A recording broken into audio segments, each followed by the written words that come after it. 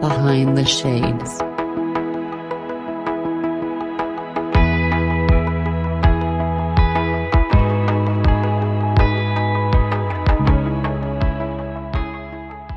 My name is claireafuajorgensen, and I originally come from Ghana, and I'm married to a Danish man, and we have two kids, and we've been living in Denmark now for almost 2 decades. And you can find me, I'm a marriage coach, a Christian, but I also do coach people that are not believers or don't believe in anything. But my purpose in life, I believe, is to help people save their marriages. So I coach people who are going through challenges in marriage with one purpose: to help you to get over it and save your marriage. And you can find me on claireafuajorgensen.coach. I am on Instagram at marriage saved, and also on Facebook, Marriage Saved. And to just say a little bit about myself, I am very interested in helping people to do the work that it takes to save a marriage. So the underlining word here is do the work, because when a marriage is broken, there is work to be done. You hear that, everyone? Do the work, right? Mm-hmm. If you are the table, make sure that you're building that table to be sturdy to uphold and uplift your relationship, because it definitely is important, especially when you take the step to get marriage, because that's commitment on another level. So Claire, for you, take us through the genesis. How did you get started doing this, and what led you to want to save marriages, maybe for yourself, but of course for many others as well? Yeah. So I have an interesting story behind it, and I think my story is my main motivation. So like I said, I've been married almost now for 2 decades, actually. And around the 10-year mark of our marriage, actually before the 10-year mark, we had to go through a lot of infertility, fertility treatments, actually IVF. And that journey was very tough on us. Before the journey itself, I think we started having some challenges, but they were not that difficult or that bad. But when infertility hits, actually, we struggled quite a lot. We struggled to talk about it. We struggled to, I was on hormones all the time because I was doing a lot of IVFs. And yeah, we had issues in the marriage. And we were hoping that having kids would actually solve all our problems. We had kids and we were so happy, yet we still had challenges between the two of us.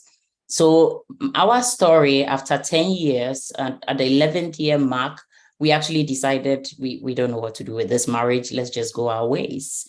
So we actually got divorced. And after we got divorced, we hated each other. Let me just say this. We hated each other so much that, life was going to be very tough to raise 2 kids together. I mean, we were sane with each other and we were not fighting around the kids, but we were not in a good place with each other. And I remember sitting down and thinking, is this going to be it? My kids here one week and there the other week. And one Christmas I was alone, because he had the kids, and I was thinking, life is going to be interesting.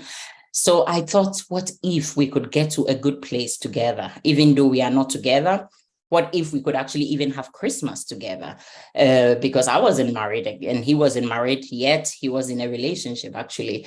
But what if we could all get along, even though we are in this, messy situation?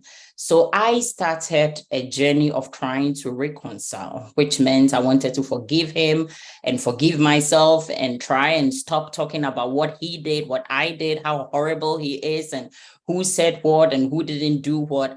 And that journey of reconciliation, and I was on the journey on my own because he was in a whole other place.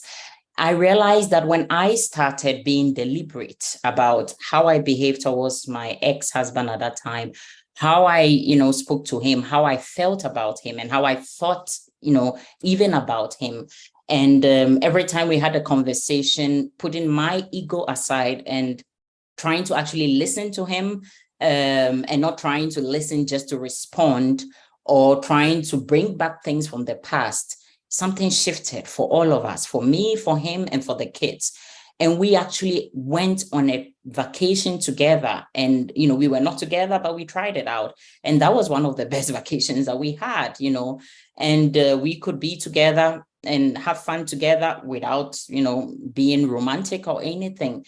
So then I got inspired and I thought, okay, maybe we could actually save this relationship. And that was me going on that journey all by myself. And fortunately for me, my husband bought into it, and then, or my ex at that time, and we remarried. Actually, we had a relationship and remarried. I think that our relationship was in a really terrible place. We had all the problems that anybody could imagine in a marriage. We had issues with trust, we had issues with communication. So the reason that I got inspired to help others is because I'm thinking, if my marriage that was already divorced and, done deal, my husband was in a relationship and we both had our own properties and we had moved on with life. If we could save that marriage, even though it had actually reached the other side, then why not help people before it gets to that place that mine got to? So I do believe strongly that every marriage, almost every marriage, actually, because there are some depending on the situation, but almost every marriage can be saved. But it requires one person. It doesn't even require two people. It requires one person making that decision that I am going to do the work and I am going to save this relationship. So that's my inspiration. It's my own story. And after my own journey, I have helped actually hundreds of people that are also in challenging situations in marriages. And some of the situations that come are, not easy, but I have seen people decide, I'm going to work through this, I'm going to do the work. And always the other person responds, because everybody wants a happy home anyway. So if one person does the work and brings the relationship to a certain place, the other person usually responds, and then we get, a happy family again. What is more beautiful than a family that is broken being reconciled? So that's my inspiration. And that's a very, very beautiful story. And I want to commend the two of you for taking the courage and the time to understand that this is not working now and it ultimately ended the way it ended, but it can still work out. And one thing, the way I look at relationships, especially those that are either long-term relationships or marriages, is many times you'd live in a house together, right? So I look at it as the house that you're living in that has been built, you're building a home within that house. And here's an example I'll give. The house that you're living in that has the bricks, the cement and all this other stuff, the first and foremost, it starts off with the foundation. And that's what you have to look into when it comes to your relationship. Is your foundation strong, or is it at least well prepared? Because you can have foundation that you have the best of intentions, but things come up, right? You may think that I didn't necessarily want to have children, but now I want to have children. If we have children, how are we going to raise these children? So these are conversations that are ongoing. And as you continue to create this home within your house, you begin to realize that I'm okay with this, but I'm not necessarily okay with this. Let's have that communication. And just like how the contractors and everyone communicates with each other to build that house, that's what we have to do as well. And I'm glad that you mentioned that, because I think sometimes it gets lost, right? Like some people say, I have an issue with Claire, but I'm going to just and not communicate. I'm going to close off.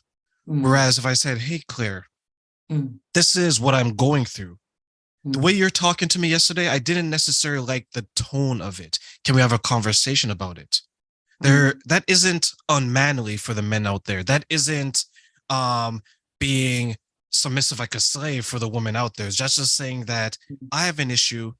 Can we talk about it? Because you're the person that I love. You're the person who I dedicated my whole life to. So, Claire, when you went through everything with you and your spouse, you guys broke up, you guys divorced, you guys came back together. The way you view your marriage in the last 10 years is it different than the way you viewed it in the first 10 years? Oh, yes. And actually, the period from when we broke up until we came back together was 3 years. So the last couple of years, I'm so happy about, our marriage is just, when you launch something, we say 1.0 and we say 2.0. Let's say our first marriage was 1.0. This is 20.0. It is completely different. And I think you don't actually need to get divorced before the marriage can be different. I like something that you said, because that marriage that my husband had, the 1.0, it was a terrible marriage. The first maybe 5 years was okay. But afterwards, I mean, nobody should be in a marriage that is like that. We couldn't talk to each other. We were both hurting because we were going through infertility, and yet we couldn't be there for each other. We had so many, challenges just being together. And we were definitely not there supporting each other. We're tearing each other apart. Every conversation was like a criticism of each other, and you did this and you didn't do this. So the whole communication, I mean, we didn't even want to communicate with each other because it was just not fun. And each time we tried to talk to each other and we had an intention to make it good or positive, but we couldn't for whatever reason. We did get help, that's the reason why we were able to stay that long. We did get help from coaches and counselors.